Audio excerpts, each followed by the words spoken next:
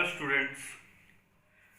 So far in functions we have covered, first of all, in the lecture 1 of function we have covered introduction to function, what function is.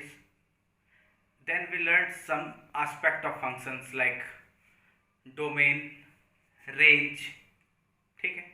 And यहाँ तक सारा कुछ 11th का है, इसमें 12th कहीं involve नहीं था. In the subsequent lecture we learnt about function, one function क्या होता है, ठीक है. एंड देन हमने सीखा कि ऑन टू फंक्शंस क्या है, ठीक है. अब जो फंक्शंस में हमें सीखना है वो है कंपोजिशन ऑफ फंक्शन. अब कंपोजिशन ऑफ फंक्शन क्या है, इसको समझने के लिए हम स्टार्ट करते हैं एक एग्जाम्पल से. ओके, कंपोजिशन ऑफ फंक्शन अगर देखा जाए तो बहुत ही ज़्यादा कॉमन है. लाइफ में इसके हजारों एग्जाम्पल्स हैं. एक बहुत इजी सा एग्जाम्पल, जैसे कि मान लो एक किसान है कोई, ठीक है. उसने, उसकी भैंस ने जो भी दूध वूध दिया, उसने दूध को जाके अमूल के प्लांट में दे दिया, ठीक है. अब अमूल के प्लांट में उसको पास्चराइज करके उसने मिल्क पैकेट निकाला. हमें क्या मिला? मिल्क पैकेट दिया. प्रोडक्शन किधर से शुरू हुआ? किसान से. बीच में कौन इन्वॉल्व था? अमूल. तो ये एक एग्जाम्पल है कंपोजिशन ऑफ फंक्शन का. एक और example, have you wondered board exam में कैसे कॉपी चेक होता है? होता क्या है, जैसे स्टूडेंट को, हर स्टूडेंट को एक रोल नंबर मिलता है सीबीएसई की तरफ से, ठीक है. अब सीबीएसई क्या करता है, जैसे स्टूडेंट का जो भी रोल नंबर है सबका एक फेक कोडिंग कर देता है, ठीक है. जैसे मान लो 1 2 3 4 5 5 स्टूडेंट हैं, उनका सीबीएसई के द्वारा दिया हुआ रोल नंबर है. अब उसने क्या किया, सीबीएसई ने 1 की जगह कोड यूज कर लिया लैम्डा, ठीक है. 2 की जगह यूज कर लिया म्यू, ठीक है. 3 की जगह गामा, अल्फा, बीटा, इस टाइप का, ठीक है. अब ये तो किसी को पता नहीं, ठीक है. तो क्या होता है, जैसे 1 जो है उसका एक कोडिंग हो गया लैम्डा. एक एग्जांपल दे रहा हूं. तो बीच में जो इन्वॉल्व है ना, तो ये एक कंपोजिशन ऑफ फंक्शन बनाता है. तो इसका मतलब, इसको हम पहले फॉर्मली डिफाइन करेंगे एंड देन इस पे हम क्वेश्चन सॉल्व करेंगे, ठीक है. अब अगर हम डिफाइन करें इसको, तो let f is a function from a to b. साथ ही में एक विजुअल्स भी, मतलब डायग्राम भी बनाता चलता हूं. दो सेट है भैया, a से b. ये फंक्शन क्या है? f, ठीक है. एंड g भी a function from b to c, मतलब एक सेट c है, b से c भी एक फंक्शन है, उसको डिफाइन किया गया है g. Then the composition of f and g का composition denoted by GOF, ठीक है. g of f, इसको क्या पढ़ते हैं? g of f is defined as the function GOF from a to c. तो a से c जो फंक्शन होगा ना, ऐसे, इसको क्या बोलते हैं? GOF, ठीक है. और इसका डिफाइन कैसे किया गया है कि GOF x, इसको क्या हम लोग बोलेंगे बेटा? g of fx for all x belongs to a. मतलब ये फंक्शन a से c एक फंक्शन होगा, ठीक है. f था, ठीक है, वो g, तो पहले f था, उसके बाद g था, तो g of f ये क्या हो गया? a से c. ये तो हो गया इसका फॉर्मल डेफिनेशन. अब इसमें कुछ बातें हैं, जैसे कि अब मान लो इसका जो रेंज है, ठीक है, f का जो रेंज है, ठीक है. गॉफ अगर कब डिफाइन हो, ये हम निकालने वाले हैं कि when we say that the function g of f gof is defined, ठीक है. अगर f का जो रेंज है, ठीक है, वो अगर g के डोमेन का सबसेट नहीं हुआ तो गॉफ तो डिफाइन ही नहीं होगा. मैं फिर से बोल रहा हूँ, देखो ऐसे होता क्या है यहाँ पे, जैसे मान लो ए बी सी डी, यहाँ 1 2 3 4 5, और यहाँ पे मान लो है एक्स वाई जेड, ठीक. A1 से कनेक्ट हुआ, B1 से कनेक्ट हुआ, C4 से कनेक्ट हुआ, D2 से कनेक्ट हुआ। ठीक है, उसके बाद क्या हुआ, G में मान लो जैसे कि 1 है x के साथ, 2 है y के साथ, 3x के साथ, 4z के साथ, 5y के साथ। ठीक है, अब यहाँ पे क्या है, ऐसा नहीं कि f में जो फंक्शन मतलब जो एलिमेंट सेट ए के सेट बी से एसोसिएटेड है वो क्या है, 1 2 4, 3 और 5 खाली छुटा हुआ है।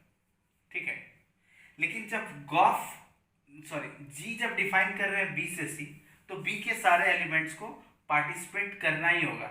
ऐसा थोड़ी होगा कि सिर्फ ए बी सी डी जिन जिन से एसोसिएटेड थे बी में सिर्फ उनका ही यहाँ पे एसोसिएशन होगा, ऐसा नहीं हो सकता। फिर तो जी फंक्शन डिफाइन ही नहीं होगा, क्योंकि डोमेन मतलब फर्स्ट सेट का फंक्शन होने के लिए एक नेसेसरी कंडीशन क्या है कि फर्स्ट सेट के सारे एलिमेंट्स को पार्टिसिपेट करना होगा। अब अगर मैं तुमसे पूछूं, गॉफ जो फंक्शन बना, गॉफ ये जो एक मशीन है ना, इसमें मैंने इनपुट डाला ए। ठीक है, तो इसका मतलब ये नहीं कि एफ ऑफ ए 1 है ये लिख देना, फिर तो गलत हो जाएगा। गॉफ ए कहने का मतलब क्या है, पहले एफ ऑफ ए देखेंगे क्या है, 1। अब 1 किससे है, एक्स के साथ। ठीक है, उसी में जी लगाए ना, तो गॉफ ए क्या हो जाएगा, एक्स। अगर मैं तुमसे पूछूं गॉफ बी क्या है, तो एफ ऑफ बी क्या है, 1। 1 किसके साथ है, एक्स के साथ, तो ये भी एक्स हो जाएगा। गॉफ सी पूछूं तो सी क्या है, सी 4 के साथ है, 4 फिर किसके साथ है, जेड के साथ, तो आंसर क्या हो जाएगा, जेड। अगर ये पूछूं गॉफ डी क्या है, डी कहाँ गया, 2 पे, 2 गया फिर y पे, तो आंसर क्या हो जाएगा, y। ठीक है, अब एक चाहो तो तुम इसमें ये भी पूछ सकते हो कि जो फंक्शन गॉफ बना हमारा वो 1 1 है या नहीं है, खुद से बताओ। Obviously your answer will be this function is not 1 1, because हमने ए और बी जो दो डिफरेंट आउटपुट दिया, इनपुट दिया, उसके लिए सेम आउटपुट है, तो ये फंक्शन 1 1 तो निकला नहीं। गॉफ कहाँ से कहाँ तक डिफाइन होगा, ए से सी। अगर मैं तुमसे ये पूछूं क्या गॉफ ऑन टू है, तो यस, क्योंकि गॉफ के लिए तो सी है कोड में। ठीक है, यहाँ पे मतलब ऐसा नहीं कि तुम्हारे लिए सारा होगा ही होगा, हमेशा गॉफ ऑन टू आ जाएगा या कभी 1 1 होगा ही नहीं, ऐसा नहीं। मैं इस पर्टिकुलर एग्जाम्पल को जो मैंने तुम्हें दिया है उसमें आई एम आस्किंग। तो यहाँ पे देखो क्या है कि गॉफ जो फंक्शन है वो 1 1 तो नहीं, इस पर्टिकुलर क्वेश्चन में, ये पर्टिकुलर एग्जाम्पल में एंड ऑन टू है। ओके, तो ये कुछ थोड़ा बहुत हमने एक बेसिक सा तुम्हें समझाया। डेफिनेशन अच्छे से क्लियर करो एंड इस एग्जाम्पल को समझो। अब हम कुछ ये ऐसे ये अंडे वाले कुछ फिगर बनाते हैं एंड उसको देखते हैं। ओके, अब कुछ नोट पॉइंट्स है। पहला क्या है, for g o f to be defined range of F must be a subset of domain of G. मतलब गॉफ जरूरी थोड़ी कि हमेशा कंपोजिशन ऑफ फंक्शन बन ही जाए। ठीक है, ऐसा भी तो हो सकता है ना कि कंपोजिशन डिफाइन ही ना। उसके एग्जांपल्स मैं दूंगा, अभी पहले इसको समझने की जरूरत है। गॉफ कब डिफाइंड होगा, जब सेकेंड का मतलब यहाँ जो देखो एक्चुअली क्या है, यहाँ पे पहले जी दिख रहा है उसके बाद एफ दिख रहा है, होता उल्टा है, एफ फिर इसमें जी लगा तो ये गॉफ बन गया। ठीक है, मतलब ये जो लिखा रहेगा ना, इसका रेंज इसका डोमेन का सबसेट होना चाहिए। जैसे मान लो मैं तुमसे पूछूं फॉक कब डिफाइन होगा, तो जी का रेंज क्या होगा, सबसेट होना चाहिए डोमेन ऑफ एफ का। ये हो गया तुम्हारा पहला पॉइंट। मैं इसमें तुम्हें एक एग्जांपल देता हूं, जब तुम देखोगे ये डिफाइन नहीं है। ओके, अब इस एग्जांपल में देखो, मैंने एक सेट लिया है ए, ठीक है, जिसमें एलिमेंट्स है ए बी सी। एफ एक फंक्शन है फ्रॉम ए टू बी। ठीक है, अब ए 1 के साथ एसोसिएटेड है, बी 1 के साथ एसोसिएटेड है, सी 2 के साथ है। मतलब फंक्शन क्या है यहाँ पे, एफ जो है ना वो तो ए से भी है। ओके, अब इसमें क्या है, फंक्शन ए से बी तो है, तो एफ का अगर रेंज पूछूं, रेंज ऑफ एफ वो क्या हो जाएगा, 1 2, बस, ठीक है। और अगर डोमेन ऑफ जी बोलूं मैं, वो क्या है, 2 3 4। तो तुम्हें यहाँ दिख रहा होगा कि range of F is not a subset of domain of G, ठीक है, क्योंकि 1 जो एलिमेंट है ये इसमें तो है, इसमें नहीं है। तो इसका मतलब क्या हुआ, ये कंडीशन सेटिस्फाइड नहीं हुआ, तो कंपोजिशन यहाँ से डिफाइन नहीं होगा। क्यों नहीं होगा, क्योंकि जब ए तो 1 के साथ, बी 1 के साथ, फिर 1 किसी के साथ तो है ही नहीं, क्योंकि वो तो जी के डोमेन में ही नहीं है। तो फिर हम ए से डी जो फंक्शन डिफाइन करेंगे उसमें तो ए का क्या होगा, ए बेचारा खाली बस सबका चेहरा देखता रहेगा, वो किसी के साथ, डी के किसी एलिमेंट के साथ जुड़ ही नहीं पाया बिकॉज ऑफ दिस, ठीक है। तो इसका मतलब ये बहुत इंपॉर्टेंट पॉइंट है बेटा। हाँ, ये अलग बात है कि एनसीईआरटी में शायद 99.99% या मेरे ख्याल से बोर्ड में you can say up to say 100% question हमेशा ऐसा ही रहेगा तुम्हारा, एक फंक्शन जहाँ से शुरू कहीं पे खत्म, दूसरा वहीं से शुरू, ठीक है, इस टाइप वाला। तो यहाँ पे तो बेटा एफ जो है उसका रेंज क्या होगा, subset of, range of F will be a subset of B, and G का, बी क्या है, जी का डोमेन, तो हम लोग लिख सकते हैं ना R of F is a subset of domain of G. तो इस तरह वाले में तो हमेशा गॉफ डिफाइंड होगा, कोई दिक्कत नहीं, ठीक है। लेकिन दिक्कत कहाँ होगी, जब इस टाइप वाले फंक्शन में। और बेटा जब हम कोई चीज़ पढ़ते हैं तो उसको हम थॉरो ही पढ़ते हैं, ठीक है। फिर क्या बोर्ड सिर्फ मार्क्स लाने के लिए तो नहीं, थोड़ा बहुत अगर अच्छा चीज़ जान लोगे तो उससे कोई नुकसान नहीं है, ठीक है। अब अगर यहाँ पे हम बोले कि f एंड g दो फंक्शन है, ऑब्वियसली f a से b है, ये यहाँ पे खत्म हुआ, एंड g वही से शुरू हो रहा है, b से c, ठीक है। ये दोनों 1 1 है, f भी 1 1 एंड g भी 1 1। तो क्या बोल रहा है कि गॉफ जो फंक्शन होगा फ्रॉम a टू c, मतलब तुम तो ये समझ लो कि ये जो बीच वाला है ना, इसको गायब ही कर दो, ठीक है, क्लियर। तो कहां से कहां दिख रहा है, ए से सी, तो गॉफ ए से सी वो भी 1 1 होगा। इसका प्रूफ देखते हैं।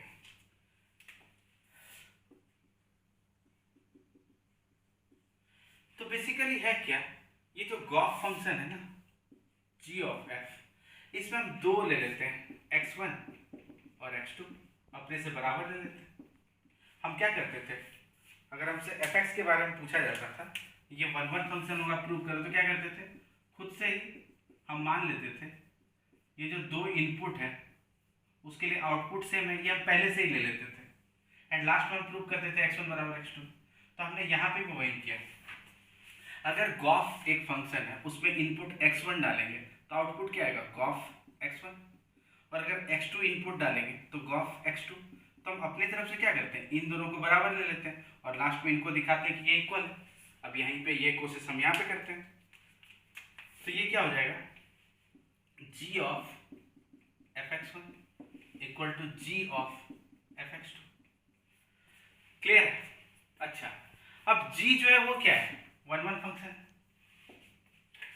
तो अगर g ऑफ fx1 और g ऑफ fx2 ये दोनों अगर इक्वल है, g of this and g of this, और अगर g 1 1 है, तो यहां से क्या मिलेगा, fx1 और fx2 खुद भी इक्वल होगा, क्योंकि ये जो है अगर इसके बराबर नहीं हुआ, ठीक है, तो इसका मतलब क्या हो जाएगा, g में भैया एक बार तुमने इनपुट डाला fx1 और एक बार इनपुट डाला दूसरी बार fx2, अगर ये दोनों इक्वल नहीं है, ठीक है, और दोनों के लिए ये सेम वैल्यू दे दिया, तो g 1 1 रहेगा ही, समझ में आएगा, g 1 1 नहीं रहेगा ना, क्योंकि एक बार fx1 तुमने डाला, एक बार fx2 डाला इनपुट, ये दोनों इक्वल नहीं है और लेकिन आउटपुट सेम है, इसका मतलब g 1 1 नहीं रहेगा, लेकिन g तो 1 1 है ना, तो इसीलिए ये क्या होगा, fx1 इक्वल टू fx2। अब f खुद भी क्या है, 1 1, f क्या है 1 1, तो इसका मतलब fx1 इक्वल टू fx2 का क्या मीनिंग होगा, x1 इक्वल टू x2, ठीक है। हमने शुरू कहाँ से किया था, यहाँ से, खत्म कहाँ किया, यहाँ पर। तो ये जो दो x1 और x2 थे ये दोनों इक्वल आ गए, ठीक है। इसका मतलब f अगर फंक्शन है a से b और जी है बी से सी, एफ भी 1 1 है एंड जी भी 1 1 है। तो अगर दोनों 1 1 है तो इसका मतलब गॉफ जो फंक्शन आएगा फ्रॉम ए टू सी वो भी होगा 1 1। ओके, अगला नोट पॉइंट क्या है, if F is a function from A to B and G is a function from B to C are onto. यहाँ पिछले में हमने क्या देखा, एफ भी 1 1 था, जी भी 1 1 था। यहाँ एफ और जी दोनों क्या है, onto. Then gof from A to C is also onto. ये है एक नोट पॉइंट। अब इसका प्रूफ देखते हैं। ठीक, तो A B C, A B C, ठीक है, and then we have F from A to B and G from B to C. अब इसको ऑन टू प्रूव करने के लिए हम क्या प्रूव करेंगे कि एक काम करते हैं, इसमें कोई एलिमेंट z मान लेते हैं जो C में है, कोई भी एक आर्बिट्री एलिमेंट लिया बेटा, ठीक। अब अगर G ऑन टू है, देखो G और F अपने अपने कैपेसिटी में they are individually onto, ठीक है। अब Z कोई एलिमेंट अगर सेट C में है, ठीक है, बिकॉज कि G ऑन टू है तो हमें एक एलिमेंट जरूर B में मिलेगा जो Z से एसोसिएटेड होगा, लेट इट बी Y। देख लो अच्छे से, मैंने क्या बोला, let we have an element in C arbitrary, उसको Z बोला।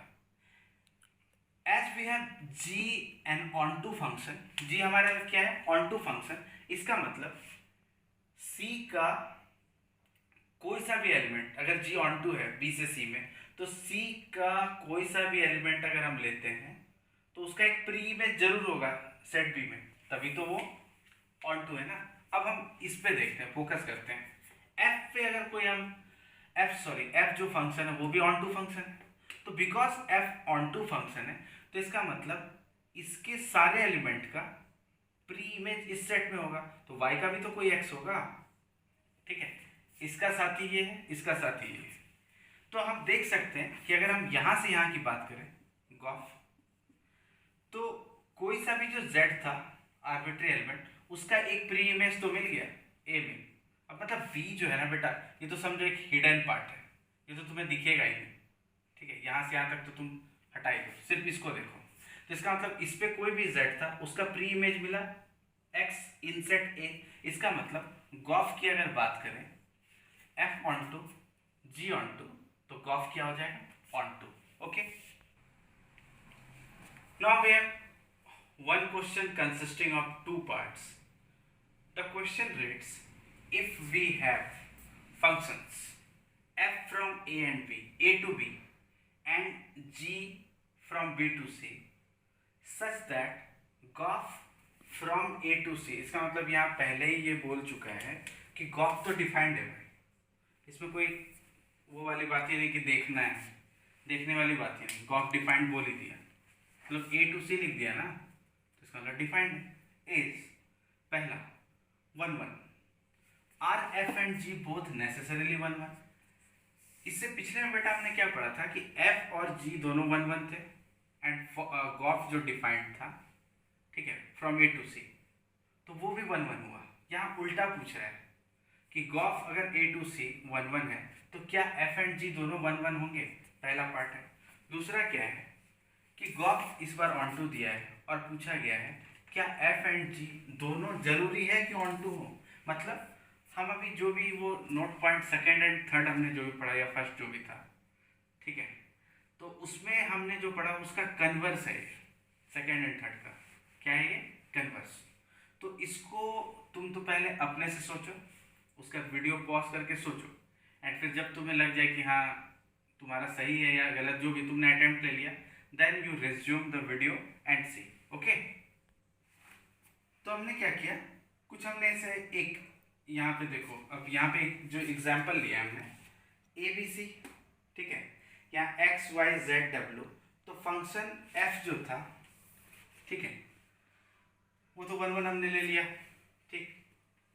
ए X B Y C Z, function A से बी है ना, तो बी के एलिमेंट्स का देखना है कि सिंगल प्री इमेज होना चाहिए, वो है, तो एफ तो भैया 1 1 है। जी में देखो बेटा क्या है, ये जेड और डब्ल्यू दोनों का दोनों 4 के साथ है, या यूँ कहें कि सी में जो एलिमेंट है 4 उसका 2 प्री इमेज है बी में, जेड एंड डब्ल्यू, तो जी तो 1 1 नहीं हुआ ना, एफ तो 1 1 है, जी 1 1 नहीं है। लेकिन अगर हम गॉफ की बात करें तो ए किसके साथ है, 1 के साथ, मतलब ऐसे है, ठीक है। बी किसके साथ है, 3 के साथ। सी किसके साथ है, 4 के साथ, ठीक है। तो गॉफ जो है फ्रॉम ए टू सी वो क्या है, 1 1, लेकिन एफ तो 1 1 है, जी 1 1 नहीं। इसका मतलब पूछा कि are F and G both necessarily 1 1, तो आंसर क्या हो जाएगा, नो। ओके, अब सेकंड का सॉल्यूशन देखो, ये चाहो तो तुम पॉज करके ये एग्जांपल देखोगे, तुम्हें खुद ब खुद ही समझ में आ जाएगा। जैसे हमने यहाँ पे क्या किया, ए देखो फंक्शन एफ जो है वो ए से बी है, वो ऑन टू नहीं है, ठीक है। जी ऑन टू है, एफ तो ऑन टू नहीं है। लेकिन गॉफ अगर देखो तो इसका जो 2 एलिमेंट है अल्फा गामा, ये जो भी है, इसका प्री इमेज तो इसमें है, तो इसमें कोई खाली नहीं है। अगर हम गॉफ ए से सी देखें, ए से सी, तो सी के जो भी एलिमेंट्स है सबका प्री इमेज है ए में, इसका मतलब गॉफ ऑन टू है, एफ ऑन टू नहीं है, जी ऑन टू है, गॉफ ऑन टू है, इसका मतलब both necessarily onto, answer is no. Clear?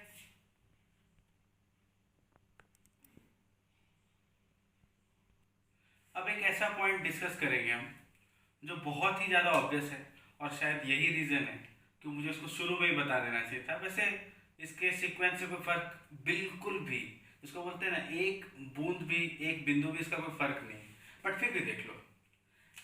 In general f o g is not equal to g o f, है ना। जैसे तुम क्या करो, एक तो फंक्शन ले लो f x equal to suppose cos x, ठीक है। जी एक्स हमने ले लिया 3x², ठीक, क्लियर। तो अगर मैं तुमसे पूछूं फॉग क्या है, फॉग क्या होगा, मतलब जिसको हम बोलते हैं ना fog x, F of G x, वो क्या होगा। तो बेटा इसको निकालने का सबसे आसान तरीका, मैं बचपन में यही करता था। मुझे अगर एफ ऑफ जी एक्स निकालना है तो पहले मैं एक्स की जगह जी एक्स पुट करता था एफ एक्स में। तो क्या एफ एक्स क्या है, इसको साइड में लिख लो, कॉस एक्स। तो एफ ऑफ जी एक्स क्या हो गया, कॉस ऑफ जी एक्स, ठीक है। अब जी एक्स क्या है, 3x², तो यहाँ पुट कर दो कॉस 3x², तो ये हमारा क्या निकल गया बेटा, cos 3x²। If somebody asks you what is gof x, g of fx, so यहाँ पे हम क्या करेंगे, पहले तो gx लिख लेंगे 3x²। g of fx का क्या मीनिंग है, replace this x by f of x, so this gives us 3 fx का होल स्क्वायर, ठीक है। अब fx क्या है, cos x, तो पुट कर दो यहाँ पे 3 cos x का square is equal to 3 cos square x, so this is equal to 3 cos square x, ठीक है। अब तुमसे कोई पूछे क्या ये फॉग गॉफ इक्वल है, तो एक तो बड़ा सिंपल सा पॉइंट है, क्या, x इक्वल टू 0 पुट कर दो इसमें, तो ये क्या वैल्यू देगा 1, क्योंकि cos 0 मतलब x के 0 पुट किया तो 0 का स्क्वायर 0 इंटू 3, ये तो पूरा 0 ही हो गया, तो cos 0 1। इसमें अगर कोई x इक्वल टू 0 पुट करता है तो वैल्यू क्या आएगा 3, तो तुम्हें दिख ही रहा है फंक्शन अगर दोनों सेम ही होता तो ये सेम ही, इनपुट भी सेम है तो आउटपुट तो सेम ही होता है ना, बट आउटपुट अलग अलग है, इसका मतलब दोनों सेम फंक्शन नहीं है। तो I think we have covered nicely fog gof में, हमने सारी चीज़ों को पढ़ा, बहुत अच्छे से इसको देखा, इसके जो भी क्वेश्चंस थे कॉन्सेप्चुअल। देखो इसमें एनसीईआरटी में ऐसा कोई, मतलब एनसीईआरटी बोलो या तुम्हारे बोर्ड लेवल की जितनी भी किताबें, उसमें बहुत हाई फाई कोई चांद सितारा वाले प्रॉब्लम नहीं है, बहुत ही आसान है। तो जितना कॉन्सेप्ट हमने इस लेक्चर में सीखा है that is more than sufficient. इसके बाद ही तुम्हारा ओरिजिनल टेस्ट है कि तुमने कितने अच्छे से सीखा है। तुम्हारे सारे क्वेश्चन बोर्ड लेवल में तो तुम कहीं नहीं अटकोगे, ठीक है। अगर तुम अटकते हो, suppose you get stuck at some point, तो go to the video, try to get the essence of it, क्या ऐसा चीज़ है जो मुझसे नहीं हो पा रहा है, तो उसको अच्छे से सीखो। मैंने इसमें ऑल टुगेदर बोर्ड लेवल के सारे प्रॉब्लम्स कवर कर लिए। ठीक है, थैंक यू।